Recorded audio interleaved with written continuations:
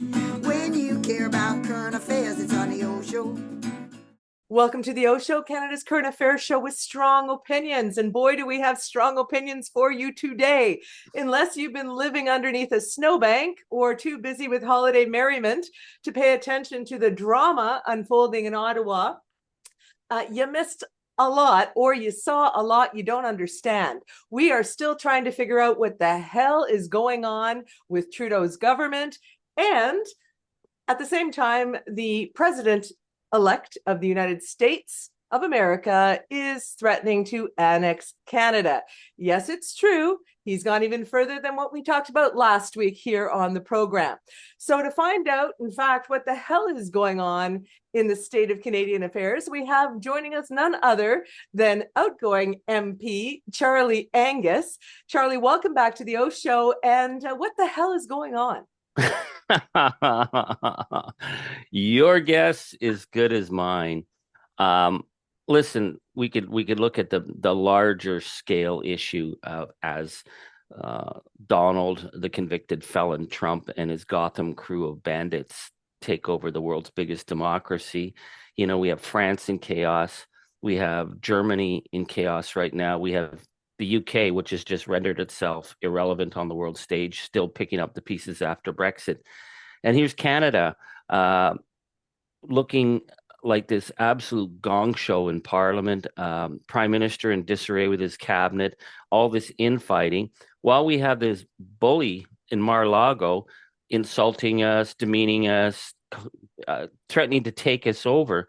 And so Canadians want to hear a voice. They want to know that Canada isn't going to be pushed around, that we are an independent nation. And so everyone's looking for leadership, but what we've got instead is this, it's always been a gong show in this parliament, but now it's just descended into, you know, some kind of like reality TV farce. That's a good way of putting it, because I had a rare day where I was home doing some editing. So I got to watch the whole thing unfold minute by minute. And I emailed you about coming on the program, but also with the thought of maybe we wait a couple of days to see if Trudeau has resigned or not. And that's how bad it was on Monday. I can't think of a more chaotic, dramatic political time in Ottawa than maybe when Belinda Stronach crossed the floor on that stormy night, or the fight publicly that Justin had with Wilson Raybould, where he managed to survive that one, Charlie. So let's deal with Trudeau first, and then we'll get to Trump.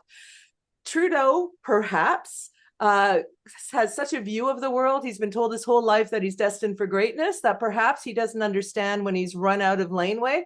I mean, I looked at what was happening on Monday and I thought, even someone with the biggest self-esteem, aka full of hubris, as I think Trudeau is, has to know when he has lost control.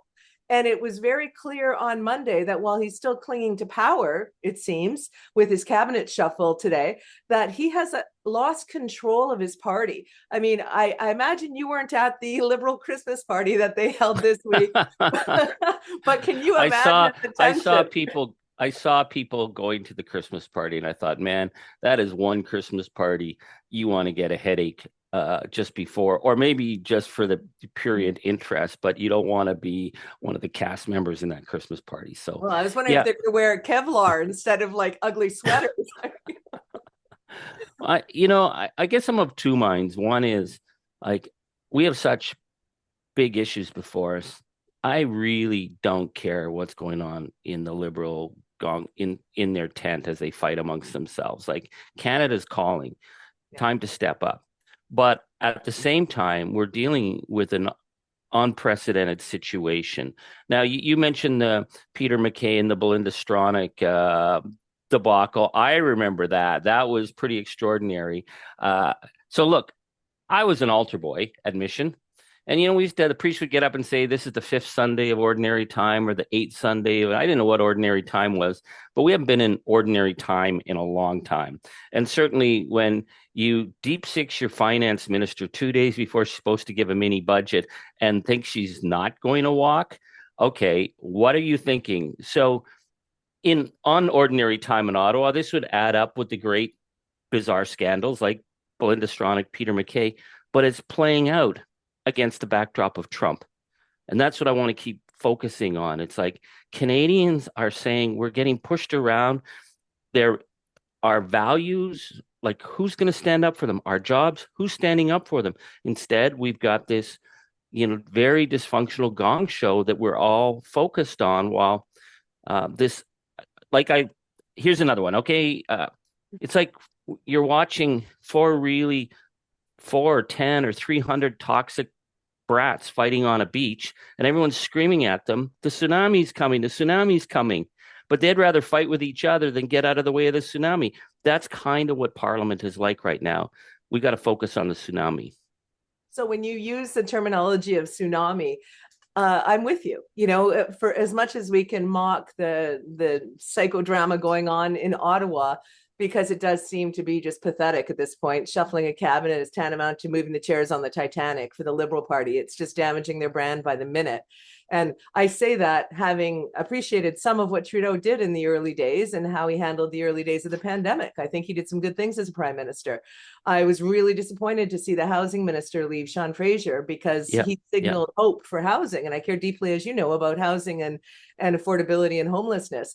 So on a serious note, his departure was alarming for me. And then the Freeland thing. I mean, who's going to even do a report at business after they've been canned, right? It was a ridiculous scenario. And I think speaks to the hubris of Trudeau that I alluded to before. It's not that he's not a good person, maybe, but he certainly thinks too highly of himself. And I did a documentary actually with Karina Gold as the first millennial minister years ago. And I remember going around the Hill, Charlie, and I saw something that I think most Canadians never get to see. The absolute, first of all, chaos, but following around a government minister, and all of the aides at the time seemed so young and so sycophantic to Trudeau. I almost felt like he was some sort of a religious figure to so many of these young people. And I just thought, you know what, how does anyone keep their feet on the ground with the needs of the country when they have that kind of an army of fans around them, right? That it really struck me. So setting that aside for a moment, I too am in agreement with you that Trump is not kidding around.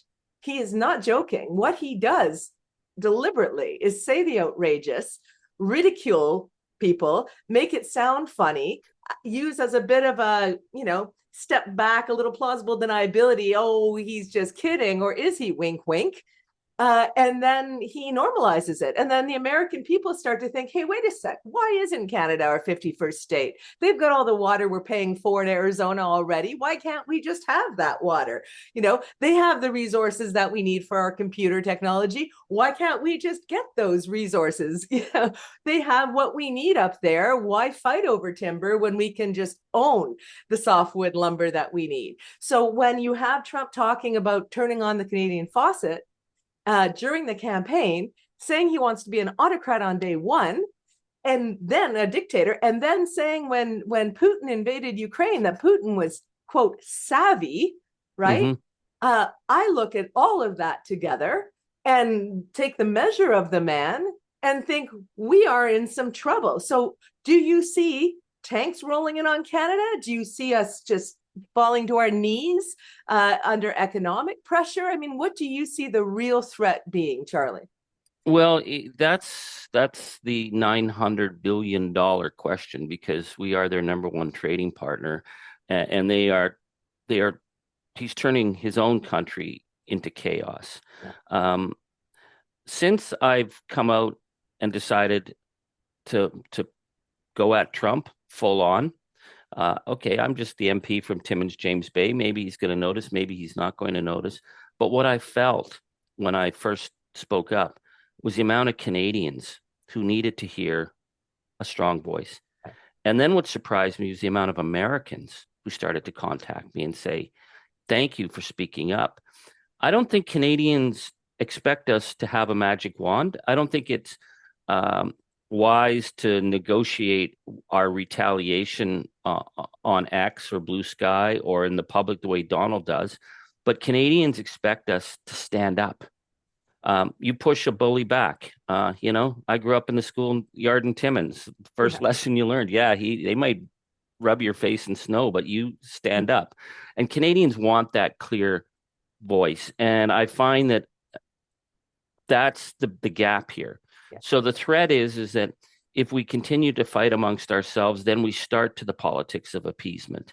Trudeau just announced how many billion on the border. Well, maybe that's a good thing, but is Trump really believing that Canada's some kind of fentanyl highway of death?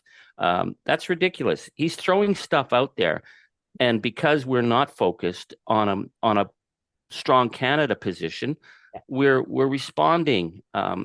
And I just want to go to what your comment about all the young staffers following Trudeau around. I think what we're seeing in political life is we don't have the larger strategic brain trust anymore. And I see that in every party. In fact, I talked to an old Liberal insider the other day when all this was going down. I said, whatever happened to that famous Liberal brain trust that you guys used to have? The wise man who ran the party. And he just laughed and he said, it's long gone. I love the young staff that are at every political level, but I think we don't have strategic thinkers anymore making decisions. So we're scrambling to get a half bump in the polls on Monday. And that's what's causing the trouble in the Liberal government, is they're not looking. I mean, they're putting out things that aren't well thought through, and then they fall through, and then people start to fight. So we've got a bigger issue here. We also have a big opportunity to unify the country. So I feel like I'm Cassandra, shouting about what's coming. The tsunami's coming, guys. Get our act together. Get focused. Fight the bully. Fight the creep. And then go back to our bizarre, silly, little dysfunctional parliament and fight it out, and then have an election. You know what? You're not being Cassandra at all, unless we're both Cassandras. Because was it Paul Revere though who went through the town going, "The British are coming, the British are coming"?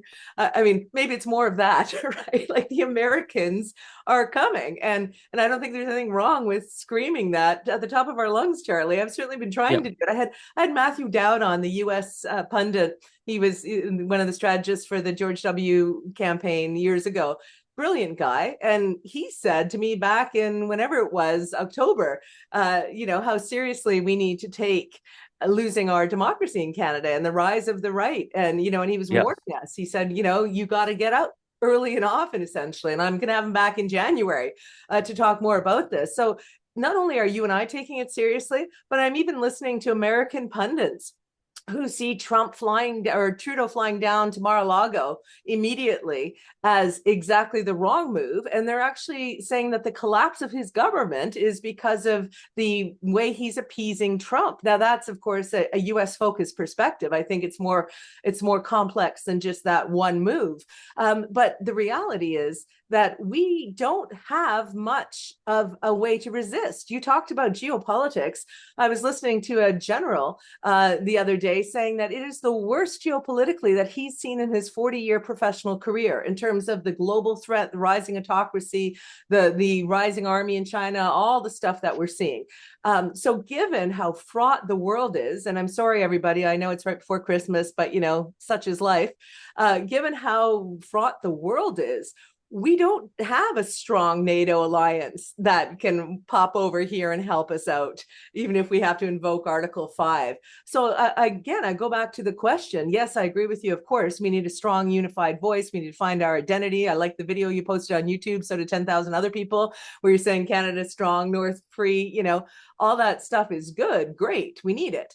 But what do you think the tsunami actually looks like? How big is this thing? How is it going to hit our shores, Charlie? Well, I think the issue of the threat of democracy isn't Trump threatening to send tanks over the border. Our democracy has been undermined by the Steve Bannon playbook for some time. I mean, when you have the leader of the opposition making money telling people that Justin Trudeau is going to force them to eat bugs. Now, the vast majority of your listeners probably have no idea what the heck that means, but a small group do know that it's one of these bizarre right-wing conspiracy theories that we're going to be forced to eat bugs. So when you have the leader of the opposition saying Justin Trudeau is going to make you eat bugs, like the conspiracy-driven rage rot that got Donald Trump elected is already deeply embedded here. When you see the leader of the opposition trashing individual journalists by name, getting journalists fired, threatening to shut down, CBC, going after Canadian press. That's the Donald Trump playbook. So that's the threat, the serious threat facing democracy right now. We're seriously undermined. I called them fifth columnists. I called them quislings. You can't have your own political parties undermining and playing to that. And then you've got Donald Trump throwing the chaos factor in. I don't know how much he actually cares about us. I think he's just enjoying the chaos, just as he's enjoying the chaos of shutting, the American economy down at Christmas, just as he's enjoying the chaos fighting with China. It's going to cause a lot of harm to the American people. But what we need is strong voices saying, no, we're not being pushed around. Now, how do we push back? Well, there's many, many, many areas where the Americans are very dependent on our economy. And it's going to hurt a lot of people in this struggle. Like if he throws 25% tariffs on and we have to throw tariffs back, it's going to hurt people on both sides of the border. But we have to be prepared to do that. And I'm worried that as we're fighting amongst ourselves, if we can't even get our act together now and the guy's not even in the White House, what's it going to be like when those tariffs come on, when he starts putting on the pressure? Because that's where I worry about appeasement. And that's why I worry that we don't have a unified front actually saying we're going to defend Canada first and then get into all our little, the election's coming. So yeah, let the election come, but it shouldn't come now, right? Like I was partisan my whole life, but I don't want to have a chaos election in the midst of Trump chaos. I want us to get our act together first. Okay, so let's dive into a couple of those points. I love talking to you because there's so much that we can dig into here. Yeah. The idea around how vulnerable the US is to Canada, that's under the presumption, like you said, that we can find a united front. But you already have in the premier's meeting, Smith and Alberta saying, no, we're not going to do those kind of tariffs. I've always felt Canada is more aligned north-south than it is east-west sometimes. And I've always felt that Alberta, and more so now than ever, is deeply aligned with sort of the Texas vibe. And, I don't see a united front among the premiers. No. I see Premier Ford, trying to take advantage of the moment and posture himself to be prime minister. He's going on CNN, for God's sakes, instead of the prime minister to talk about this stuff. So it looks like he's in a power play for his own ambitions. So you've got these powerful economic premiers, both in kind of disarray from each other. There's a lack of connective tissue. There's a lack of authority, moral or otherwise, from the prime minister on this issue with the premiers. So putting together a unified strategy of tariff retribution, even in a very united Canada, would be a tough sell. But given the chaos that we're seeing provincially and federally, it's an almost impossible one. And the thing that you talk about, we're 30 days or so till Inauguration Day. I'm sure you've been paying attention. Elon Musk and Trump sabotaged the bipartisan bill to fund the government in the US for 3 months. And they did it on X. So when you say, we shouldn't be talking about what we're going to do on X, I hate to say it, but Elon Musk has made X the town square of the world. And that is where the fight is happening. And when we're not in the fight where it's happening, we are losing our voice. So yes, we need a unified country. How do we get there? Either we all get behind the current prime minister and say, this is war footing. We need to have, trade war footing, sovereignty footing, whatever. We need to unite behind him, even if we don't like the guy. Or we have to get somebody else in there who's got a mandate, because Charlie, I don't think, if Trudeau comes back, does a walk in the wintry woods like his dad, decides to prorogue, do a leadership contest, that's going to be months of destabilization in our country. So, of option door number 1, number 2, or number 3, we get behind him, we have an election, or we drag this thing out. Which of the 3 doors is going to protect us from the dictator to the south? Because that's what we're talking about. I think we need to look at our history. There's been times when we've had major pressure from the United States. In Vietnam, they were trying to make us send our young people to Vietnam. We said no. And then we opened our border to Americans, and they didn't like that. And we actually came out pretty darn good. I know so many people who settled here from the United States and made our country a much better place. The whole pressure to be a part of the coalition of the willing, that was enormous pressure. We had a prime minister who said, no, we're not going into this bogus war in Iraq. It was probably his biggest moment. Yeah. Yeah, I mean, even in the 1980s, Ronald Reagan was putting enormous pressure on the border because they were mass killing people in Guatemala and El Salvador, and the Mulroney government were going to line up our refugee policy with America, and Canadians said, no, that's not our values. So we have done this. I think your point about the premiers is a big issue because right now we have a nation where we have a bunch of maverick premiers like Danielle Smith, who lives for disinformation, thought that blocking the Canadian American border with gun nuts was like great. So we have premiers stepping out in front of the federal government.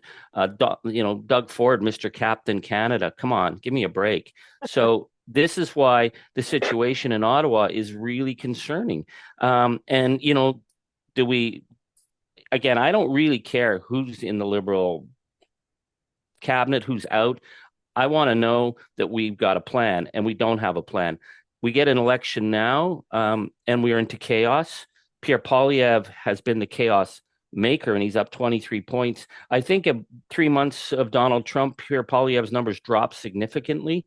But I want to be able to have an election that's on Canada's terms, not in reaction to what's going to happen in Trump time. Because from January, I think, till April is going to be absolute chaos in Canada and the United States from Trump.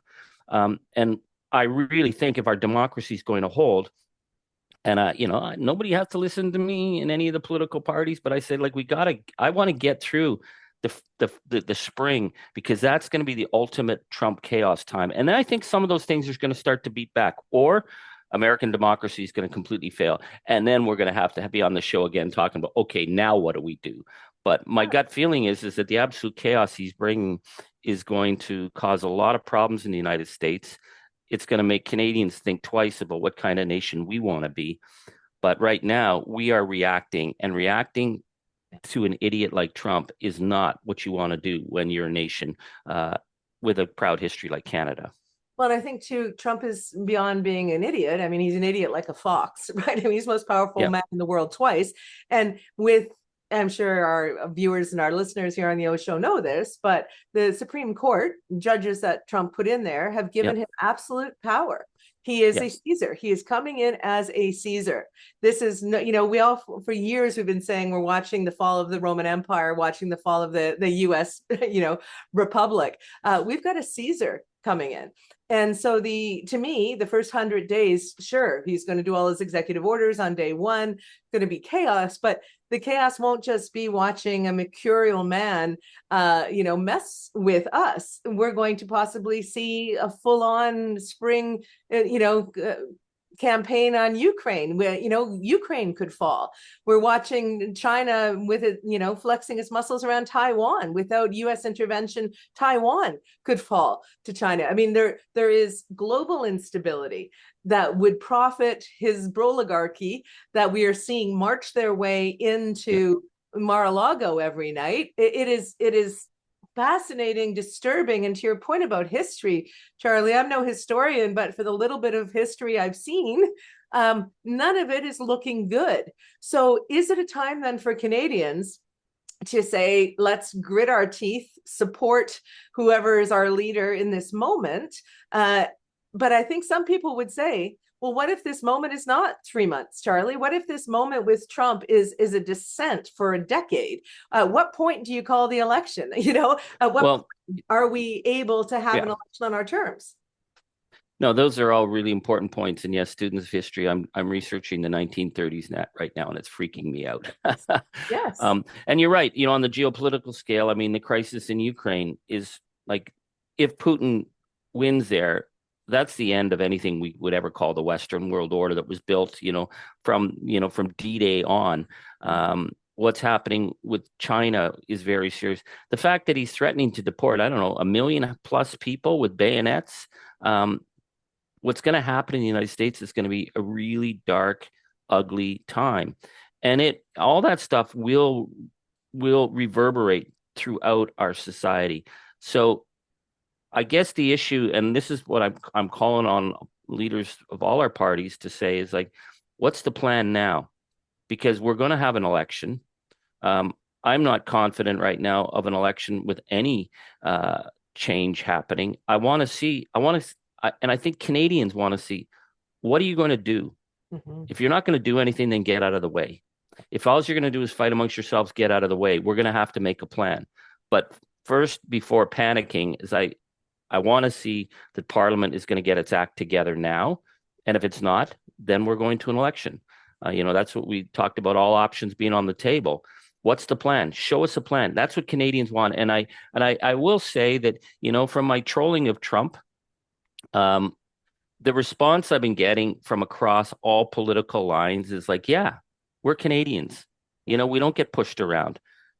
They're not asking me what my plan on, are we going to put tariffs on critical minerals? Are we going to stop the just-in-time delivery in the auto system that the United States auto plants are based on our auto supply, and then we're based on their auto supply? Canadians are saying, let's stand up for Canada. Let's say to the bully, yeah, you want to fight with us on tariffs? Okay, we'll fight. But they're not seeing that coherent voice of Canada. And I think that's what's worrying people right now.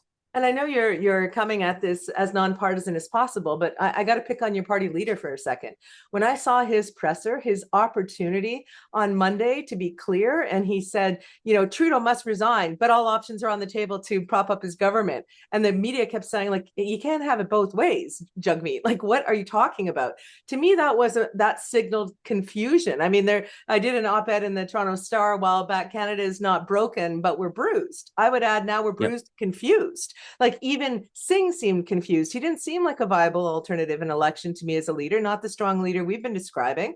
Doesn't mean he doesn't have good values, but that was a moment of where we needed clarity, and we didn't get it from him. And Pierre Poilievre, I mean, has he got a security clearance at that level yet? No, I know. Like, the guy can't get prime minister. The guy can't get a national security clearance when the big issue is foreign interference. I think the issue of all options being on the table to the Trudeau government is like, get your act together. We're not going to continue to let you run us into the ground while you guys infight about who gets to sit at the head table. I think that's the frustration. As for Poilievre, I will vote against any opposition motion Pierre Poilievre ever brings forward, because Pierre Poilievre is out to destroy what we put in. He wants to get rid of dental care. He wants to get rid of pharmacare. He has no plan for the environment. So when Pierre Poilievre is saying, bring the government down so we could vote with him, not a chance. So the question of options on the table, again, it goes back to the Prime Minister or the Liberals or who's ever right now making those decisions on government side. Do you have a plan? Is it going to stand up for Canada? Can you get us through the next few months? If not, then yeah, options will have to be put on the table, because we can't allow this pathetic gong show to continue while Trump laughs at our country. Yeah, so I agree with all of that. I'm just playing out scenarios in my mind, Charlie, and I'm glad to hear that you don't think that there's going to be tanks rolling over our border like we saw a couple of years ago when Russia tried to go for Kyiv and that terrifying line of tanks that we all witnessed. Because I have a 16-year-old son, and he's not that into politics, and his friends definitely aren't, but they were all sitting around the campfire the other night talking about whether or not they would be willing to kill to protect their country from Americans. And I'm listening to it going, what the hell has got, like, it's already at that level of consciousness with our teenagers that there could be an invasion, right? So yeah, I'm seeing a lot of that rhetoric of we're going to fight. I don't know how we possibly could. I mean, who could really stop the US if it wanted anything anywhere? I don't think there's an army in the world that could stop the US.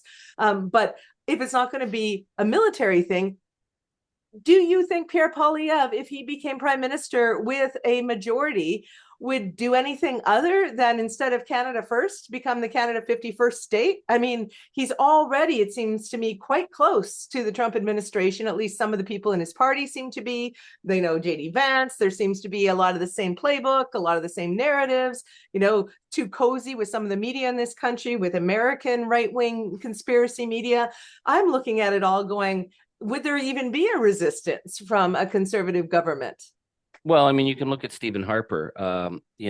Stephen Harper, when Canada had won softwood lumber victories at every level at the World Trade Organization, because these were unfair tariffs.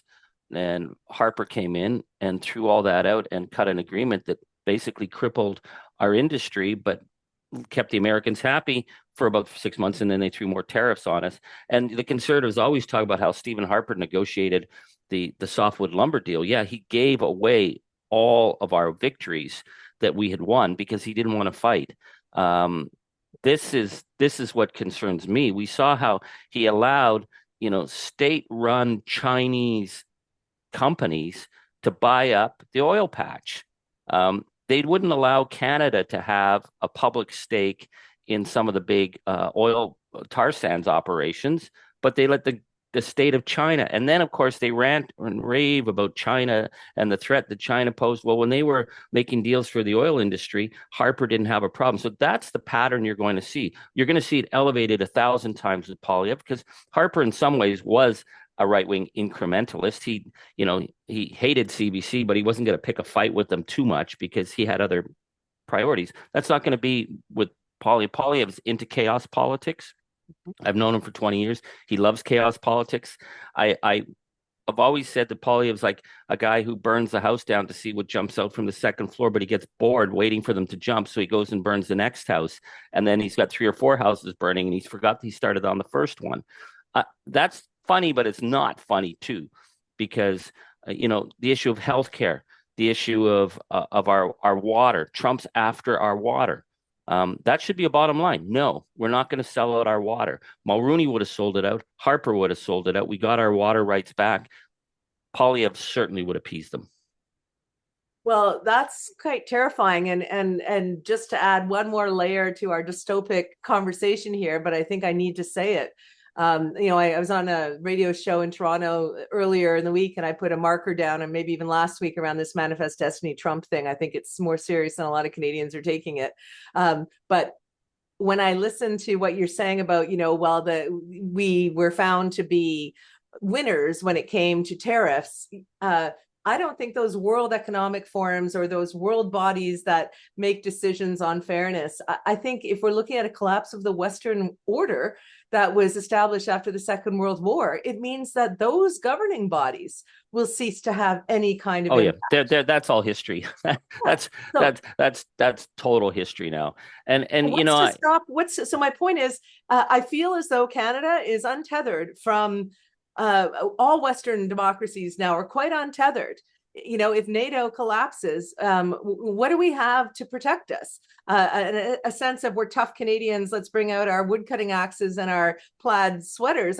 Sounds good. I love that kind of, obviously I fight a bully, of course, but just in reality, I'm more concerned about what you're talking about Poilievre, this gradual appeasement that brings us into being a state. And some people say, well, if we're the 51st state, we're going to vote Democrat. Well, yeah, but what if we're like Puerto Rico? What if we're owned, but we don't have power? We have it. I think it started with COVID. It was the idea that this globalization, just-in-time delivery world model got blown apart. And I think this is one thing I've always said about Trudeau. Trudeau and Chrystia Freeland were the last of the 2004 free traders who believed in, going to Davos and believed that the World Trade Organization. And it's like, that's all gone.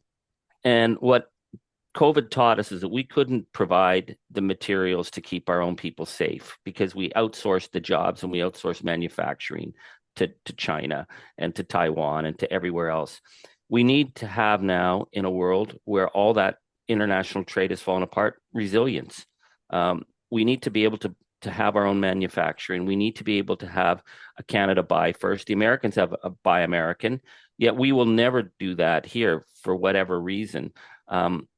I think it's not going to be easy, and we're not going to turn that around, but we have to start making that a priority, that we're going to be an independent nation the way we were for 150 years, at a time when the Americans were always on our backs, was because we were able to supply ourselves, and also trade, which is fair, but we don't have that resilience right now economically. So we're going to have to make a decision as a nation.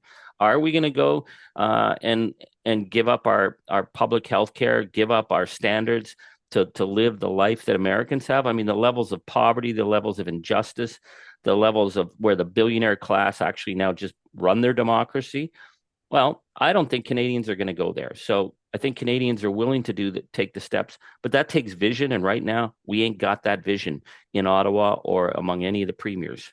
Well, I want to end this on a positive note because it is the holidays. And I know one of the things that autocrats, dictators count on is people's fear, right? Fear is paralyzing. So I'm not afraid. I am a strategist though, and I'm trying to, game out the different possibilities here and what needs to happen. And in the US, coming up to the election, there are agencies, organizations that have been working very, very hard to game out all the scenarios of Trump's potential agenda so that they can be ready with whatever resistance they can come up with. In Canada, I certainly hope people have gotten over their Trump's just a big loud idiot and are actually trying to figure these things out so they can coordinate a real plan. But since we don't have all the answers here, Charlie, other than our ability to issue identify and know the need for strong leadership, what tips or suggestions can you give that our viewers, like you did on the last time you were on the program, around your fourth Christmas information? I know it's not your birthday today, but as a Christmas gift, could you give us some tips from your vantage point people can take with them this holiday? Well, I think people need to be pushing and be out and loud and determined about Canada. I mean, okay, I had a lot of fun doing the BTO video of Canada, as I was driving through Northern Ontario. And I know it's a silly thing, but you do send a message. And I think that Canadians need to realize it. And Canadians know instinctively, we have a great history. We have a great tradition. I don't panic with this bully. I panic for American democracy right now. I'm deeply concerned, but we got to get our act together. So I think ordinary Canadians got to start saying, we want a vision of Canada. What's your vision? I think Canadians need to start articulating their vision of Canada, because the idea that Trump says of all these people who want to join Americans, I see them standing outside Parliament Hill chanting conspiracy nut job stuff. To me, if you're standing outside Parliament Hill with an American flag, chanting about anti-vax and World Economic Forum, beat it, bugger off, go on. You don't represent us, but Canadians don't often speak up. So speak up, talk about Canada, do your own videos. I know it's a little thing, but I think it's about giving ourselves the reminder that, we've been through tough times before. So then he can bring it on. But we need to reassure our nation right now that we are still strong. And as for the Gong Show in Ottawa, I'll do my best. Fucking A, my friend. Fucking A. Fucking A. Thank you for being on the Oshow. Have a wonderful holiday. We'll talk. All right. Here. Take no prisoners. Love it. All right. Take care. Charlie Angus, thank you all for watching and subscribing to the Oshow this year. So much more coming up in the new year, but we're going to handle it one discussion at a time. Thanks for your strong opinions and following. And Canadians, Americans, we've got a lot of Americans who listen and watch the pod as well. If you haven't seen all the latest Oshows, you can check them out anytime where you get your podcasts or on YouTube. Catch up over the holidays so you're ready to go with us in 2025. Take care. Happy New Year. Thanks, Charlie. When you care about current affairs, it's on the Oshow. And when you want to get clear what's going on here, it's on the Oshow. If you like to stay in the know, tune yourself into the Oshow. It's the Oshow. Laura Babcock's the Oshow. With a lot of great guests, she puts them to the test on the Oshow. There's no doubt they'll be calling them out on the Oshow. Stand for something or fall for it all. Ontario, hear the call on the Oshow. It's a podcast, the Oshow. Laura Babcock's the Oshow. Stay informed with the Oshow, Oshow.